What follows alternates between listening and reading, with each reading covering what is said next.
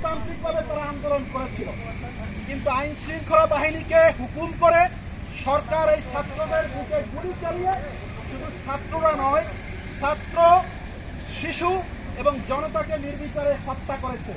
আমরা এই হত্যা মেনে নিতে পারি না। অ্যামনেস্টি ইন্টারন্যাশনাল সহ আন্তর্জাতিক সংস্থাগুলি এই হত্যাকে একটি গণহত্যা বলেছে এবং ক্রাইমস এগেইনস্ট হিউম্যানিটি তারা বলেছে। শুধু তাই নয়, জাতিসংঘের মার্কড ভেহিকলস ব্যবহার করে তারা এই হত্যাকাণ্ড সংগঠন করেছে। কাজে আমরা রাষ্ট্রের সচেতন নাগরিক হিসেবে এটা চুপ করে দেখে বসে থাকতে পারি না। এজন্য আমরা আজকে আবারও এখানে উপস্থিত হয়েছি। এই যে নিপীড়ন, এই যে হত্যাকাণ্ড, এই যে অন্যায়, এই যে অধিকারহীনতা এবং এই যে আইন শৃঙ্খলা রক্ষাকারী বাহিনীর যে অপতৎপরতা, এটার বিরুদ্ধে প্রতিবাদ জানানোর জন্য আজকে ছাত্ররা যে এক দফা দাবি দিয়েছে, এই এক দফা আসার আগে অন্যান্য দফাগুলি তারা কেন মেনে নিতে পারলো না? এই এক দফা দাবি আজকে সরকার ছাত্রদেরকে দিতে বাধ্য করেছে। আপনারা দেখেছেন গতকালকে যে গণ অভ্যুত্থান হয়েছে সারা বাংলাদেশে, এরপরে কোনো ক্রেডিবিলিটি নাই এই সরকারের ক্ষমতায় থাকার। This prime minister have lost all their credibility.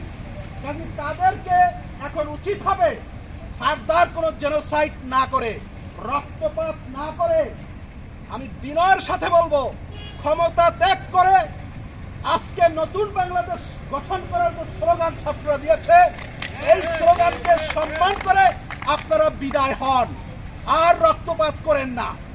আইন শৃঙ্খলা রক্ষাকারী বাহিনীর সদস্যদেরকে বলবো, আপনারা আমাদের ভাই, আপনারা এই দেশের সন্তান।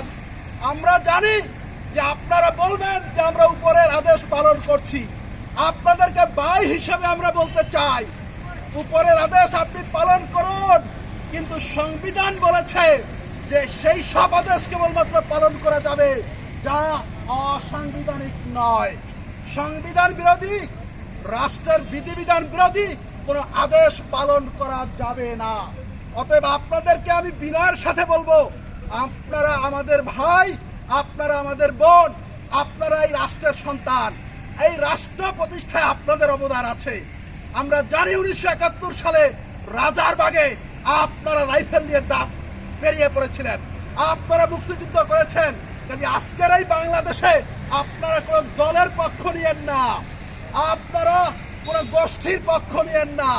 আপনারা আইনের সদস্য হিসেবে, আইন শৃঙ্খলা বাহিনীর সদস্য হিসেবে আপনারা জনগণের কাতারে আসুন।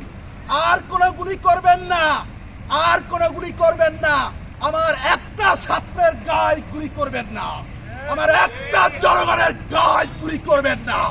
যদি আর কোনো গুলি করেন, যদি আর কোনো গুলি করেন, আমি স্পষ্টভাবে বলতে চাই, আমরা বিশ্ববিদ্যালয়ের শিক্ষকরা লেখাপড়া করেছি, আমরা বিশ্ববিদ্যালয়ের শিক্ষকরা আমাদের বিবেক কাউকে বন্ধক দেই নাই। আমরাও গুলির সম্মুখে যাব, আমরা জীবন দিব। আমি এক প্রফেসর, এই শত শত প্রফেসর, এই দেশ জীবন দিলে অসুবিধা নাই, কিন্তু যে অধিকার নিয়ে আজকে আন্দোলন হচ্ছে, এটা গণতান্ত্রিক রাষ্ট্র বিনির্মাণের জন্য আন্দোলন হচ্ছে। এই গণতান্ত্রিক রাষ্ট্র বিনির্মাণ না হওয়া পর্যন্ত আমরা আমাদের আন্দোলন থেকে পিছপা হব না। আপনাদের সবার সহযোগিতা কামনা করছি। ধন্যবাদ।